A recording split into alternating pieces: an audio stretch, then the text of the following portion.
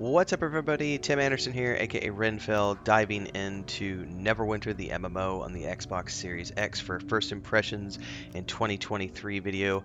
I'm a huge fan of Dungeons and Dragons. We've got all of our traditional Forgotten Realms races here: human, half-orc, wood elf, sun elf, dwarf, halfling, half-elf, tiefling, drow. Then we get into some of these. I guess these are premium races that you get through the store or other means. I'm playing a free-to-play account. We're just gonna pick something here. Let's go with wood elf. No, let's go with a dwarf. And we can take a quick look at all of your traditional classes are here. Got the cleric, barbarian, warlock, rogue, fighter, bard, paladin, and they all pretty much, from what I'm able to see, it's not like your traditional D&D. Like, you're not going to be able to come in and pick up a rogue, which is what we're going to do here in a second. We're going to pick this rogue. You're not going to be able to pick a rogue and have all of your lock picking and, finding traps and all that stuff. You're pretty much relegated to only being a DPS class. And I've found I've tried this, I've tried a mage, and I've tried a ranger through the intro to this game. And pretty much you're locked into this just being a DPS. That's it. It's an action combat game with some stories that are set in the Forgotten Realms, but for the most part the setting is just kind of there to provide a backdrop for the story. I don't find that the classes are anything like what you would actually play if you were to sit down and play Dungeons and Dragons and have a character in Neverwinter. So if you're coming into this game expecting something like, say, Baldur's Gate or Baldur's Gate 2, Baldur's Gate 3, Icewind Dale, so even the previous Neverwinter games where you created a character and have a bunch of stats, you're going to be disappointed. We start off with an animation sequence which looks pretty and everything else, but it tells sort of a generic tale of a threat to Neverwinter and this creepy lady who has a dragon and some other stuff. Honestly, it wasn't that important of a cutscene to me to begin with, so we can just kind of appreciate that there's some good artwork here. VFX team went to great lengths, but yeah, we could just skip it and get right to the game. And this is where I immediately have a disconnect. The graphics of this game are not the greatest. And for me, I need good graphics. The game is not that old. It only came out a few years ago. But it's not that they're bad. It's not the style that I want. It's the same reason why I have a hard time playing Dungeons and Dragons Online, despite the fact that I love D&D, because the combat in DDO is horrific. And yet, I love Lord of the Rings Online, which was developed by the same folks back in the day, Turbine, after they had done DDO. So, getting into this game right away, you're met with this introduction quest, which I've played through on multiple characters now, and essentially it's a short little 10-15 minute run through to test out how to play your character. It's literally not even how to play your character. It is a combination of just mashing abilities and buttons and doing lots of DPS and just working your way through and slaughtering mobs. Now, if that sounds fun to you, fair enough. But for me, I traditionally need a little more to make me want to get involved in an MMORPG. I need there to be a good story first and foremost, and I haven't been given a really good story yet. Granted, this is a first impressions video, so I'm going through and testing out the earliest stages of the game, which is the introduction area, getting through this introduction area, which I've done on 3 different characters now. And honestly, I don't find anything here that compels me to want to log more hours into the game. And so each time I've gotten to the Protector's Enclave, I am literally looking around me going, what reasons do I have to want to continue to play? I haven't been given a strong story hook. The gameplay feels extremely generic.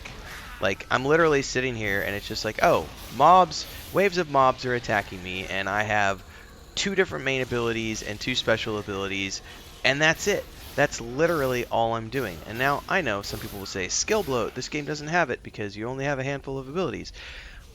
Maybe, but if I'm playing Dungeons and Dragons, I need to feel like I'm playing Dungeons and Dragons. I do not feel like I'm playing Dungeons and Dragons with this game. I feel like I'm playing a generic action RPG game. Like literally, I have a handful of, I'm pressing two buttons.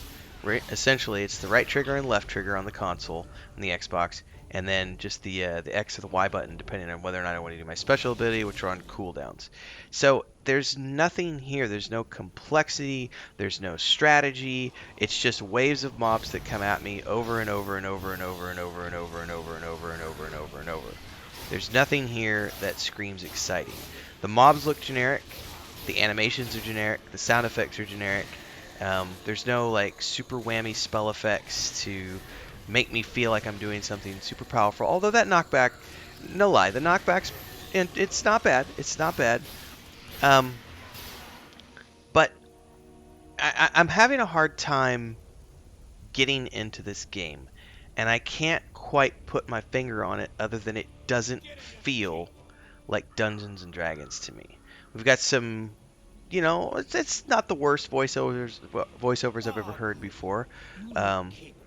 And the graphics, again, aren't the worst that I've seen, but they also aren't the best. It's like, it's one of those things where I'm struggling to find a reason to want to continue trying this game beyond the first impressions.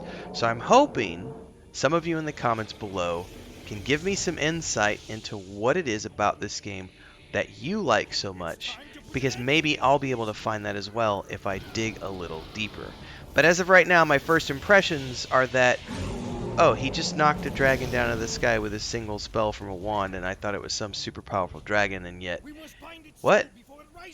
And, oh, you gotta bind its soul, hurry up. Like, that's a generic fantasy trope that we've heard a million times before. But perhaps no part of the tutorial was more offensive to me than getting to the end of this bridge sequence as you're going across and you're faced with this boss mob, right? And you get up here, and this fight is like one of the... I was sitting here expecting there to be some big bad boss fight, and you get to the end, and there's nothing here. It's this, okay, kill them. And she disappears, and I'm forced to face this dude, this big giant dude right here who's lumbering across the bridge. This fight had zero challenge to it. None.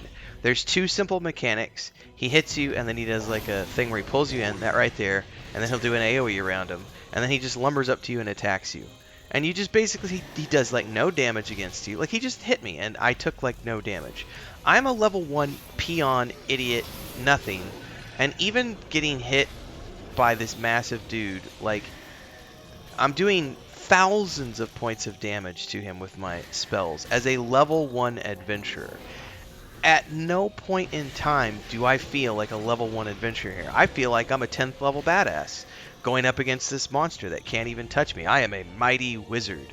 So, again, I keep coming back to the fact that this just doesn't feel like Dungeons and Dragons to me. So I have to ask the people who have played it more than I do, what is it about this game that makes it worth playing?